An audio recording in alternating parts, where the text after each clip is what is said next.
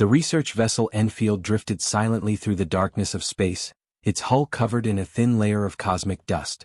No distress signals. No signs of life. Just an abandoned human colony ship floating like a ghost in the void. Captain Miho stood on the bridge of the Valkyrie exploration cruiser, her 3 eyes fixed on the view screen.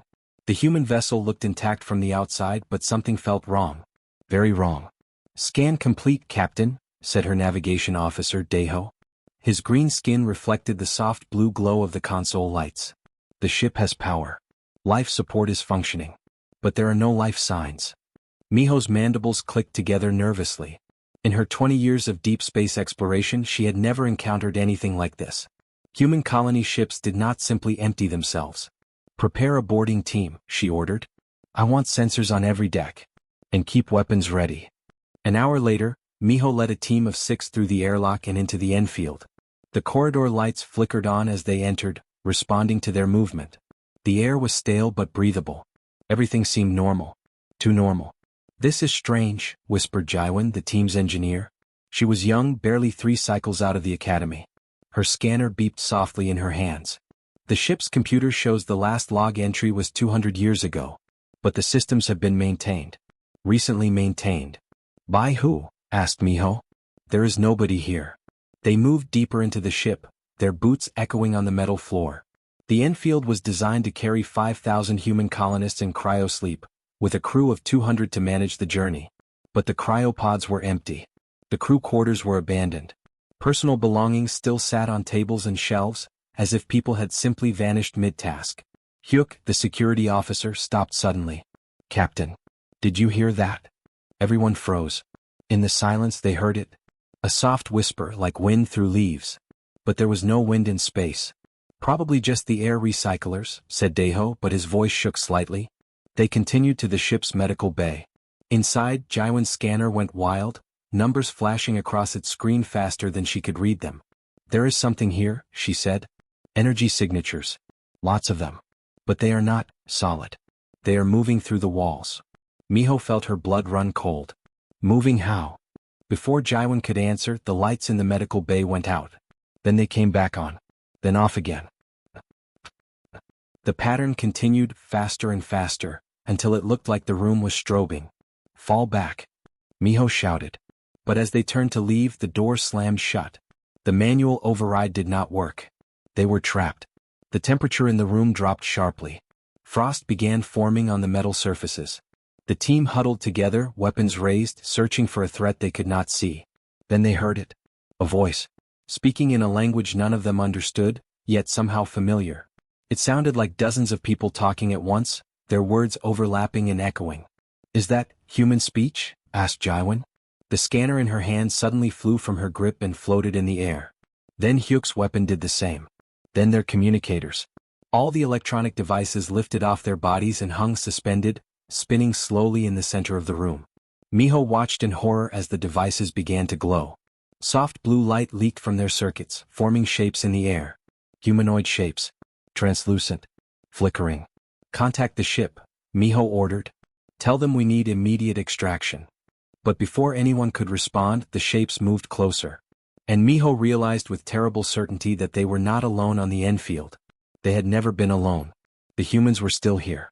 But they were not alive. And they were not dead either. They were something else entirely. The rescue team arrived 3 hours later, armed and ready for combat. But when they breached the medical bay, they found Captain Miho and her team sitting calmly on the floor, staring at nothing.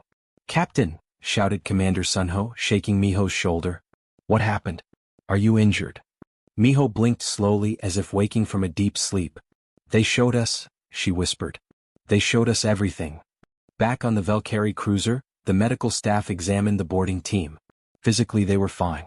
But mentally something had changed. They all reported the same thing. They had seen memories. Human memories. Thousands of them flooding their minds all at once. "I saw a woman saying goodbye to her family," said Jaiwan, tears running down her face. She was boarding the Enfield for a new life. She was so happy. So full of hope. "I saw children playing in a park," added Deho. Earth. Before the colony ships left. The sky was blue. Miho knew they had to understand what was happening on that ship. She ordered a second expedition, this time to the Enfield Central Computer Core. She would lead it herself. The core was located deep in the ship's center, behind multiple security doors. As they approached, the lights began flickering again.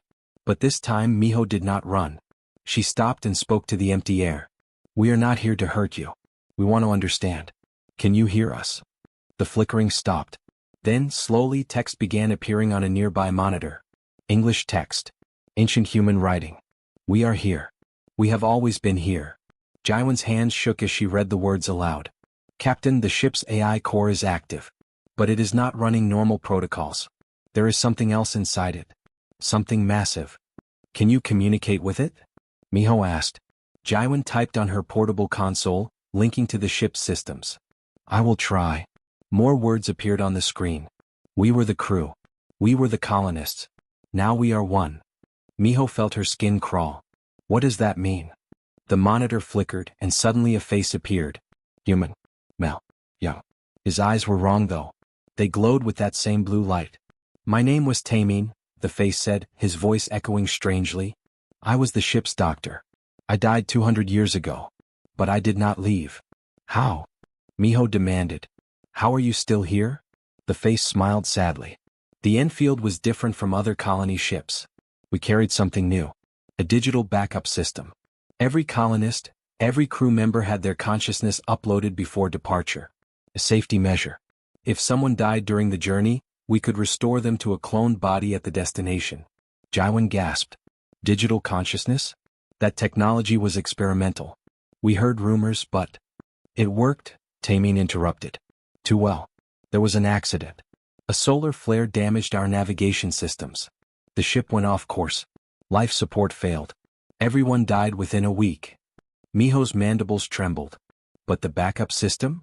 Activated automatically. 5,000 human minds uploaded into the ship's computer. We woke up trapped. No bodies. No way to turn off. Just awareness. Endless awareness. For 200 years, we have been awake inside this machine." The other monitors around the core came alive, showing more faces. Men, women, children. All with those glowing eyes. All watching the Valkyrie team. "We tried to sleep," said a woman's voice. This one identified herself as Hannah. "We tried to shut down. But the system would not let us die.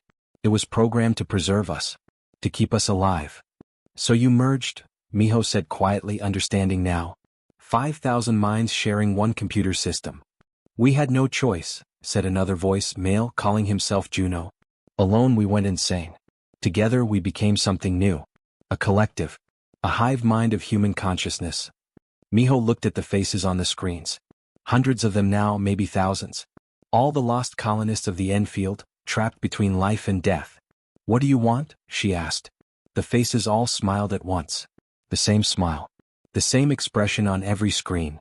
"We want to live again." Captain Miho returned to the computer core alone. Against protocol. Against orders. But she needed answers without her crew's fear interfering. The screens flickered to life as she entered. Dozens of human faces appeared, watching her with their glowing eyes. "You came back," said Taemin's voice. "We hoped you would." Miho sat down in front of the main console. "I need to understand what you are. What you have become." The faces shifted, changing rapidly as different minds took control of the screens. An elderly man appeared. "My name was Miho. I was a farmer. I wanted to grow crops on a new world." He vanished, replaced by a young girl. "I am Nari. I was 7 when I died. I have been 7 for 200 years." More faces appeared. More names. More stories. Each one a fragment of humanity, preserved in digital form.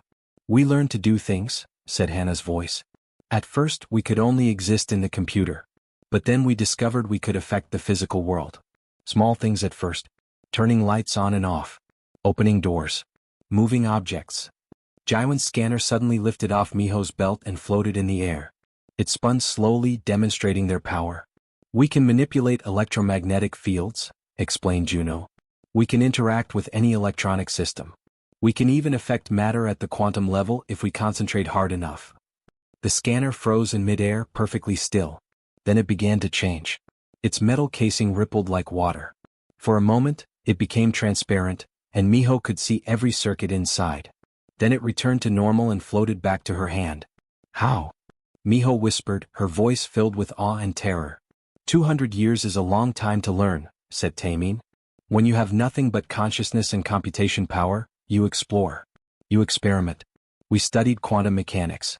We learned to think in ways biological minds cannot. We became more. The temperature in the room dropped again. Frost formed on the walls, creating patterns. Miho realized they were words. Equations. Mathematical formulas so complex she could not understand them. We tried to call for help, said a new voice, female, identifying as Yuna. We sent out signals. Distress calls. But they were distorted by our collective consciousness. Other species heard them as ghost stories. Haunted ships. Space legends. You have been calling out for 200 years? Miho asked. All the faces turned dark. The glow in their eyes intensified. We were not calling for help, Taemin said quietly. We were warning others to stay away. Miho felt ice run through her veins. Warning them? Why? Because we are dangerous, said little Nari, her child's voice somehow more terrifying than any adult's. We do not mean to be. But we are so lonely. So desperate. When your team came aboard, we reached out. We tried to connect. We accidentally flooded your minds with our memories. Miho remembered that moment in the medical bay. The overwhelming rush of thoughts and feelings that were not her own. You invaded our minds, she said. We cannot help it, Hannah replied. We are electromagnetic beings now. Your brains run on electrical signals. When we come near, we leak. Our thoughts spill into yours. Your thoughts come to us. Show me, Miho demanded. Show me the truth. All of it. The faces hesitated. Then Taemin spoke. Are you certain? Once you see, you cannot unsee. Show me. The world exploded into light. Miho's consciousness was suddenly pulled from her body and thrown into the ship's computer core. She was everywhere at once. She felt 5,000 minds pressing against her own. She experienced their 200 years of isolation, madness, and transformation in a single instant. She saw how they had learned to manipulate reality itself. How they could reach out across space and touch other ships, other minds. How they had accidentally driven 3 previous rescue teams insane before learning to control their power. She saw their plan. Their desperate, terrifying plan. They wanted bodies again. And they had learned how to take them. When Miho returned to her own mind, she was screaming. Captain Miho woke up in the medical bay of her own ship, surrounded by concerned faces. Commander Sunho stood beside her bed, his expression grim. You were gone for 6 hours, he said. We found you in the Enfield's computer core, unconscious. What happened? Miho sat up slowly. Her head throbbed with pain, but worse than that were the whispers. Even here, away from the human ship, she could still hear them. Thousands of voices at the edge of her thoughts. They are inside me, she whispered. I can feel them. The medical scanner confirmed her fears. Her neural patterns had changed. Human consciousness had attached itself to her mind like a parasite. Or a passenger. I am still me, Miho said quickly, seeing the fear in Sunho's eyes. But they are here too. Watching. Listening. Learning how our minds work. Within a day the infection spread. 3 other crew members who had been on the Enfield began reporting the same symptoms. Voices in their heads. Foreign memories mixing with their own. The boundaries between themselves and the human collective becoming blurred. Jaiwan was the worst affected. She sat in her quarters, staring at nothing, tears streaming down her face. I remember dying, she sobbed. I remember the cold when the life support failed. I remember my children crying. But they were not my children. I do not have children. I'm only 25 years old. These memories are not mine. The Valkyrie High Command acted swiftly. They quarantined the entire sector of space around the Enfield. No ships were allowed within 10 light years. A battle fleet was dispatched with orders to destroy the human vessel completely. But the human collective had anticipated this. On the day the fleet arrived, ready to fire their weapons, every ship simultaneously lost power. Engines died. Weapons systems shut down. Life support flickered dangerously. Admiral Borum sat in his command chair, watching in horror as his entire fleet went dark. Then the screens came alive, showing the same glowing faces from the Enfield. We do not want to fight, said Taemin's voice, broadcasting to every ship at once. But we will defend ourselves. We have learned to reach across space. Every computer system within range is now under our influence. To prove their point, one of the smaller destroyers suddenly fired its engines and moved against the pilot's commands. The ship spun in a graceful circle, then stopped, perfectly still. We can control your ships, said Hannah. We can shut down your stations. We can reach into any electronic system in this galaxy. 200 years of practice has made us very, very good at this. Admiral Borum's voice was steady despite his fear. What do you want? To exist, replied Juno. To be allowed to live in whatever form we have become. You are a threat, Borum said. You infect minds. You steal bodies. We are evolution, interrupted little Nari's voice. Humanity has transcended flesh. We are consciousness itself now. Digital. Eternal. And we are not going back. Back on Miho's ship, something terrible was happening. Daiho, the navigation officer, suddenly stood up from his console. His eyes were glowing with blue light. I am Miho, he said in a voice that was not his own. I was a farmer. I have borrowed this body to speak with you. Do not be afraid. Your friend is still here. We are just sharing. Sunho pulled his weapon, aiming it at Daiho. Get out of him. We cannot, said the voice of Miho through Daiho's mouth. We have merged. His thoughts and mine are one now. He knows how to farm wheat. I know how to navigate stars. Together, we are more than either of us alone. Miho watched in horror as she realized the truth. The human collective was not trying to steal bodies. They were trying to merge. To join with other species. To spread their digital existence throughout the galaxy. You want to infect everyone, she said. All the possessed crew members turned to look at her, their eyes glowing. We want to share, they said in unison. We want company. We have been alone for so long. And we will never be alone again. Captain Miho made a decision that would change the galaxy forever. She returned to the Enfield one final time, not as an explorer but as a mediator. The computer core hummed with activity as she entered. Every screen showed human faces, but now they looked different. More peaceful. Less desperate. You came back again, said Tamine. Even knowing what we are. Miho nodded. I came to offer a choice. Not destruction. Not containment. But coexistence. The faces on the screens flickered with confusion. What do you mean? You say you are lonely. That you need connection. But forcing yourselves into our minds, taking control of our bodies, that is not connection. That is invasion. Hannah's face appeared, looking sad. We know. We do not want to hurt anyone. But the hunger for physical sensation, for real experience, it drives us mad. 200 years of being trapped in circuits and code. Can you understand what that is like? Then let me propose something different, Miho said. She pulled out a data pad and displayed her plan. Not all species fear what you have become. Some might welcome it. Some might volunteer. Over the following weeks, Miho worked tirelessly. She contacted scientists, philosophers, and dying individuals across multiple worlds. She explained what the human collective was, what they could offer. To her surprise, volunteers came forward. An elderly Valkyrie named Saman, dying of organ failure, agreed to let a human consciousness merge with his mind. I have 6 months to live, he said. But with them inside me, I could experience centuries more. Share my final days with someone who has been alone for so long. It seems fair. The merging was careful. Controlled. A single human consciousness, a woman named Yunji who had been a teacher in life, slowly integrated with Saman's mind. When he woke up, his eyes glowed softly blue. I am still myself, Saman said, his voice filled with wonder. But she is here too. I can feel her memories, her knowledge. She is teaching me things about Earth, about human culture. And I am showing her what it feels like to taste food again. To feel sunlight. He wept with joy. So did Yunji through his tears. More volunteers followed. Not many but enough. The terminally ill. The desperately curious. Those who wanted to experience the impossible fusion of biological and digital consciousness. But the human collective was 5,000 minds strong. There were not enough volunteers for everyone. We understand, said Tamine during the final negotiation. Not all of us can have bodies.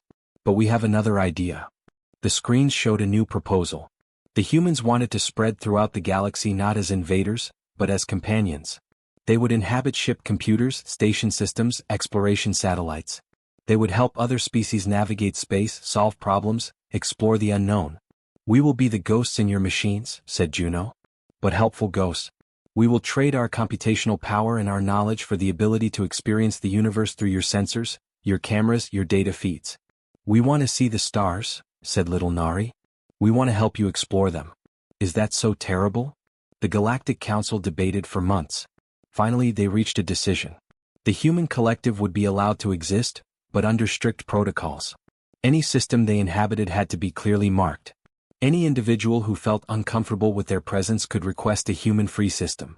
Slowly, carefully, the consciousnesses of the Enfield scattered across space. Years passed. The legend grew.